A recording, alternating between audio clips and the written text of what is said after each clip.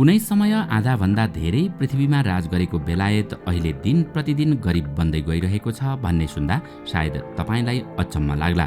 तर अहिले बेलायतको बेरोजगारी दर 3.6% रहेको छ भने गरिबीको स्तरले सबै रेकर्ड तोडिरहेको छ। यो निकै विरोधाभासपूर्ण अवस्था हो। तर पनि अहिले बेलायतमा करिब 1,50,00,000 मानिस गरिब छन्, अर्थात् प्रत्येक 4 मा 1 जना गरिब छन्। यसका मुख्य कारण हुन् मुद्रास्फीति र बिजुली तथा ग्यासको उच्च मूल्य। हालैका महिनाहरूमा भएको उच्च मुद्रास्फीति र ग्यास तथा बिजुलीको मूल्यमा भएको नाटकीय वृद्धिले लाखौं बेलायतीहरूलाई चरम गरिबीमा धकेलिरहेको छ। अनिश्चित बेरोजगारीले तलबमा उतार चढाव ल्याएको छ। विगत 10 वर्ष यता समाजका कमजोर वर्गले सरकारबाट अत्यन्तै कम सहयोग पाइरहेका छन्। बेलायतका पिछडिएका वर्ग आफ्नै देशका धनी वर्गभन्दा 10 वर्ष पहिले नै मृत्युवरण गरिरहेका छन्। यसलाई सिट लाइफ सिन्ड्रोम भनिन्छ। गरिब जीवनशैली, रोग र लागु पदार्थको लतले ग्रस्त जीवन बिताउनु पर्ने बाध्यताले बेलायतको समाज भयावह बन्दै गइरहेको छ। आखिर किन गरिब बन्दै गइरहेको छ त बेलायत?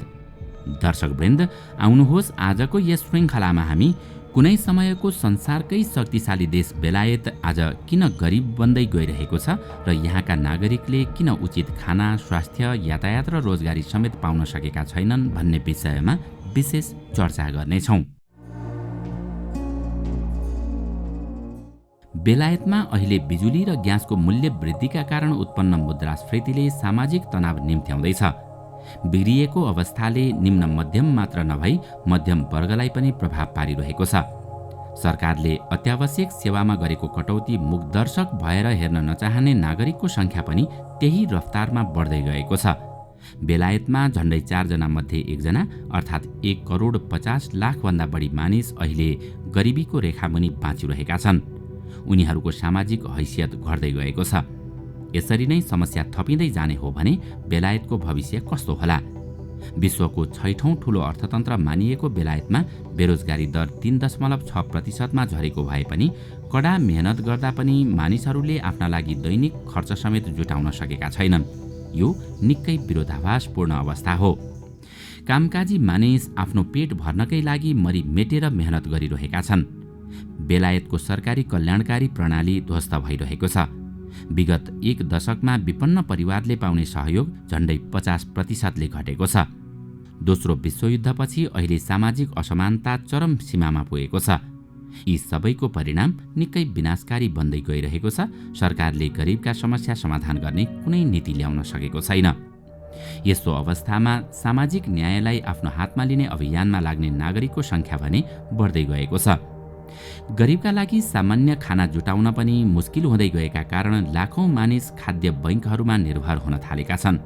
सार्वजनिक सेवाहरू ठप्प छन् र सरकारी सेवाहरूको अभाव आम नागरिकले भोगिरहेका छन्। गरिबी निवारण र स्वयंसेवकहरूले विपन्नलाई मद्दत नगर्ने हो भने अहिले नै मानवीय विपत्ति आउने भविष्यवाणी धेरैले गरेका छन्। लेटन बुजार्ड सहरको जनसङ्ख्या 38,000 छ र मध्य लन्डनदेखि 40 मिनेटको दूरीमा छ। यो शान्त उपनगर हो, तर यहाँ पनि मानिसलाई अनेकौं समस्याले दिनरात सताइरहेको छ। सामान्य मानिसहरू सबैतिर महँगी र असहजताको चर्चा मात्र गरिरहेको सुनिन्छ। 1 वर्षभित्र खाद्यान्नको मूल्य 14%ले बढेको छ, जुन 2008 पछिको सबैभन्दा तीव्र वृद्धि हो। देश दैनिक खर्चको सङ्कटसँग जुधिरहेको बेला यस वर्ष बेलायतमा नयाँ राजाको राज्याभिषेक भएको छ। केहीले नयाँ राजाले देशमा उत्पन्न भइरहेका समस्याका बारेमा सोच्नेछन् भन्ने विश्वास गरेका छन्। यहाँको सामान्य मध्यमवर्गीय परिवार वर्तमान सरकारी नीतिप्रति भन्दा राजाप्रति धेरै आशावादी देखिन्छन्। मध्यमवर्ग समस्याका पहाडसँग जुधिरहेको बेला मजदुर वर्गका परिवार भने हताश हुँदै गएका छन्। ब्ल्याकपुल बेलायतको उत्तर पश्चिममा रहेको चर्चित पर्यटकीय क्षेत्र हो, जुन यहाँ रहेका सबैभन्दा प्रसिद्ध स्थलहरूमध्येको एक हो र यो आइफल टावरको रेप्लिका अर्थात् नक्कल गरी बनाइएको टावर हो। लोकप्रिय समुद्र तट र यहाँ रहेका रिसोर्टहरूले हरेक वर्ष ठूलो सङ्ख्यामा पर्यटकहरूलाई आकर्षित गर्दछन्। यसलाई बेलायतको लास भेगास भनिन्छ। यो सहर 19औं शताब्दीको मध्यमा निर्माण गरिएको थियो। त्यतिबेला समुद्र किनारमा यहाँ सधैँ मानिसहरूको भिड लाग्ने गर्दथ्यो, तर कम लागतका एयरलाइन्सको वृद्धि भएपछि यो सहरको पतन सुरु भयो। पर्यटकहरू यहाँ आउनुको सट्टा अन्य सहरमा जान थाले। अहिले पनि यहाँ हरेक 3 व्यक्तिमा एक व्यक्ति पर्यटकसँगै जोडिएको भेटिन्छ, तर यहाँ खासै पर्यटक छैनन्, काम पाउन मुस्किल भएको छ। सबै कामकै खोजीमा छन्। अझ जाडोको 6 महिना त यहाँ हजारौं मानिस घरबार विहीन हुन्छन्।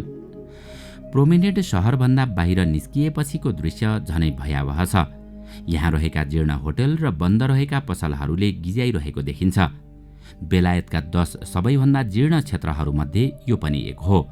जाडोमा खुल्ला रहने ठाउँ भनेको यहाँको एउटा सामुदायिक क्याफे मात्रै हो। मार्क बुचर नामक एकजना समाजसेवीले यहाँ घरबार विहीनहरूका लागि निशुल्क खाना खुवाउने गर्दछन्। 51 वर्षका मार्क शहरका गरिब बासिन्दाहरूका लागि हप्तामा 2 पटक आफ्नो क्याफे खोल्छन्। यस्तो अवस्था ब्ल्याकपुलमा मात्रै छैन, बेलायतका 90 लाख भन्दा बढी मानिस र झण्डै 40 लाख बालबालिका खाद्यान्न अभावसँग सङ्घर्ष गरिरहेका छन्। यसरी समाजसेवीले दिएको तातो खाना खाने अवसर धेरैले हप्तामा 2 पटक मात्रै पाउने गर्दछन्। यहाँ हप्तामा 400 जनाका लागि निशुल्क खाना बाँड्ने गरिन्छ। यो मिसन मार्क एक्लैले चलाएका हुन्। यस्तै म्यान्चेस्टरको बाहिरी भागमा रहेको एस्टन अन्डरलाइन शहरको जनसङ्ख्या 43,000 छ। बेलायतमा कपासको राजधानी मानिने यो क्षेत्र अहिले उद्योगको ह्रासले नराम्ररी प्रभावित भएको छ। अर्कोतर्फ सरकारले उपलब्ध गराउने सेवा सुविधा समेत कटौती भएपछि यहाँका उद्योग धन्दामा काम गर्ने कामदारको बेहाल भएको छ। यहाँसम्म कि दैनिक आवश्यक पर्ने खाना जुटाउन र सामान्य स्वास्थ्योपचारका लागि समेत सहयोगीको पर्खाइमा बस्नुपर्ने बाध्यता छ। सन् 2013मा डेभिड क्यामरूनको कन्जर्भेटिभ सरकारले गरेका निर्णयले यहाँको कामकाजी वर्ग नराम्ररी प्रभावित भएको हो। अहिले उनीहरू खाद्य बैंकको भरमा बाँचेका छन्। 10 वर्ष अघिसम्म देशभरमा 50 भन्दा बढी यस्ता खाद्य बैंक थिए।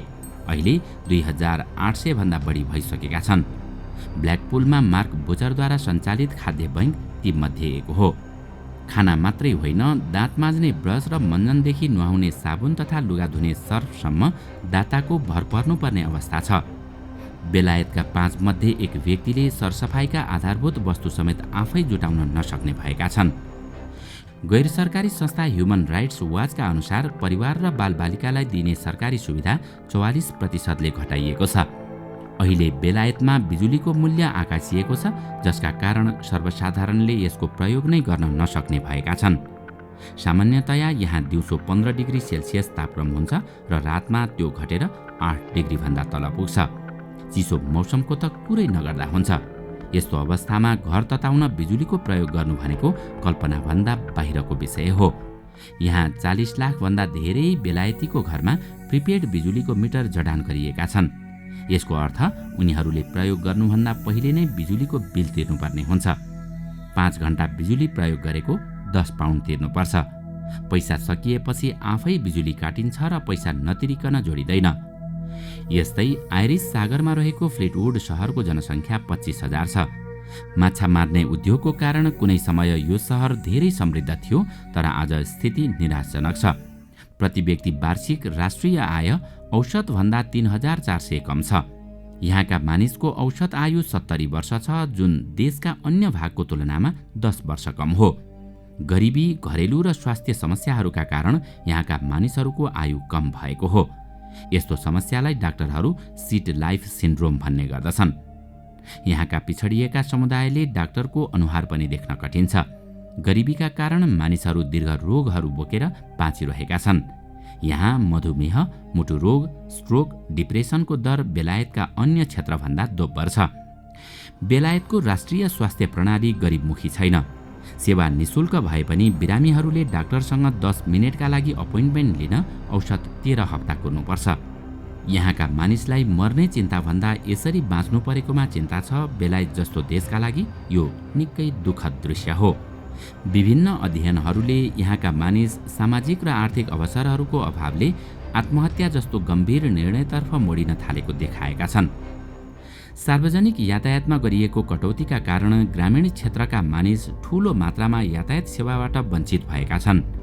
केही स्वयंसेवीले चलाएका सार्वजनिक यातायातका साधनले ग्रामीण बस्तीको दिनचर्या चलिरहेको छ। यस्तो सेवा विशेष गरी प्रौढ नागरिकका लागि सञ्चालन गरिएका छन्। सरकारले यसतर्फ कुनै ध्यान दिन सकेको छैन। सरकारी बजेट केन्द्रमा मात्रै सीमित हुँदै गएको छ। अहिले बेलायती सरकारी नीतिले गरिब र धनीको बीचमा एकदमै ठूलो खाडल सिर्जना गर्दै लगेको छ। झण्डै 200 भन्दा धेरै पाउन्ड अर्बपति भएको देशमा यसरी दिनदिनै गरिबको संख्या बढ्दै जानुले बेलायतकै भविष्य कतातिर गइरहेको छ भन्ने आंकलन गर्न जो कोहीलाई गाह्रो पर्दैन। दर्शकवृन्द, आजको श्रृङ्खला तपाईलाई कस्तो लाग्यो हामीलाई कमेन्टमा अवश्य बताउनुहोला। साथै आजको श्रृङ्खला तपाईलाई राम्रो लाग्यो भने लाइक तथा शेयर गरी हाम्रो च्यानललाई सब्स्क्राइब गर्न नभुल्नुहोला र साथमा रहेको बेल आइकन पनि थिच्नुहोस् ताकि हामीले अपलोड गर्ने नयाँ भिडियोको जानकारी सबैभन्दा पहिला तपाईलाई प्राप्त होस्। आजका लागि यति नै। अर्को भिडियोमा अझै रोचक तथ्य लिएर आउने नै छौं। तबसम्मको लागि बिदा दिनुहोस्। नमस्कार।